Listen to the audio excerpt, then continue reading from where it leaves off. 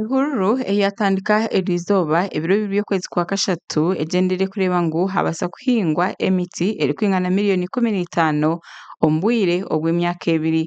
Omukoro ogu gwaba guriho abantu nyamwingi kandi omugenyi mukuru yaba ari Deputy Speaker ow'ishengyero ry'ihanga Thomas Tayebwa kandi omukoro gwahikaho n'aba Bishopu okuruga omu Church of Uganda batari bamwe na bamwe. Reverend Andrew Agaba, or Director or Directorate of Household and Community Transformation yagira ngu Archbishop naija kwebembera Ehuruuru eyokubyara emiti omu ihanga lyona.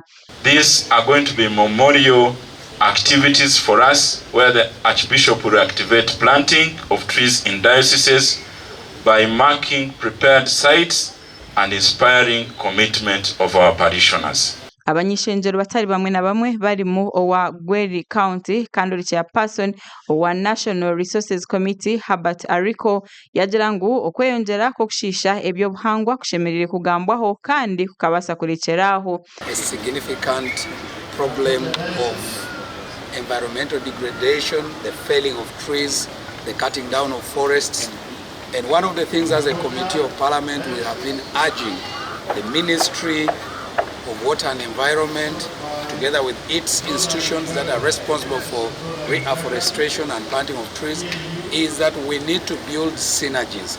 Yachahamya ngu akachiko k'ishengyero ahashonga ezo by'obuhangwa bwensi nibija kureba ngu bahiga abantu okureba ngu bayejumbira omu mirimo egi.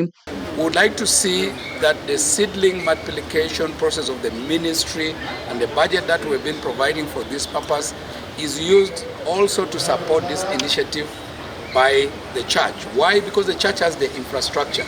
Archbishop Stephen Kazimba Mugaru yagira ngo kubyara emiti nikija kuba nk'akabonero ako kwijuka abo bona ababasize kuretaho enjiri omu ihanga lya Uganda emyaka 150 ehwireho. Tugenda kubanga mu myaka gino ebiri tusimba emiti ng'akabonero ako kujaguza n'okwebaza Katonda olw'emyaka 15 bukya baminsani bajja wano mu Uganda. Naye atera n'okwebaza Katonda olw'obwesigwa bwe. Archbishop yahigaza diocese zona omu ihanga okureba ngu bayejumbira omu Ehuruuru eyokubyara emiti Miriyooni 15 omu bwire bw'emyaka 2 nikwo kuhiga abakazi okureba ngu bayebembera omu Ehuruuru egi. Olwekyo njala kubayita nga bannayuganda mwenna si bakristaayo mwekka naye nga bakristaayo tujja kukulembera buli bulabirizi busimbe emiti. Ate era abakyala nga mugenda ofunye olubuto simba omuti nga bassaako emikono simba omuti. Buli omuhwezi wa Speaker w'ishengyero ry'ihanga Right Honorable Thomas Tayebwa yagira ngu okweyongera kokushisha obuhangwa bwensi ngu n'ekintu ekyemerire kukorwaho nikwo kuhiga amaramizo okureba ngu gayebembera Ehuruuru eyokubasa kubyara emiti kandi bahikirize ekigendererwa kyabo. The environmental crisis is a moral and spiritual crisis. It is a crisis of how we value life, how we treat creation, and how we define our duty to future generations. I therefore urge all of us to integrate environmental stewardship into sermons, teachings, youth programs, and community outreach initiatives.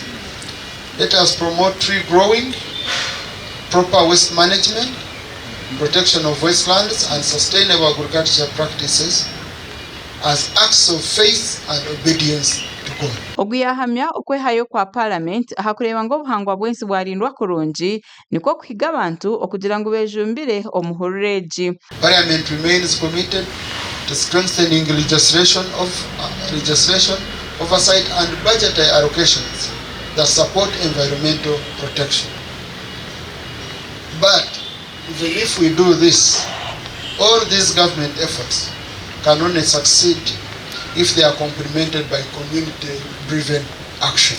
Bimwe ahabiba kuja kwayo yagira ngu parliament nija kuherezayo shilingi Miriyooni 50 aha sente zirayambeho omu kugura emiti yo kubyara kandi yayongera yagira ngu Tayari West TV, Banyakigezi FM, Tayari FM nibija kureba ngu baherezayo airtime yabusha aha kureba ngu Ehuruuru egi yabasa kujanjara etyo ebase kuhika hare. I'll use my media houses to be free campaign. From Bishop Gadi's area, I have the radio Wanyachigeze FM, Nankwere, I have the radio Tayari FM, and then Tayari West TV. If you do adverts, we shall run them for free. Support you. So guys, and I hope other media houses once they are close. Amakuru agagasha kwa Ivan Yesiga ahabwa Tayari West.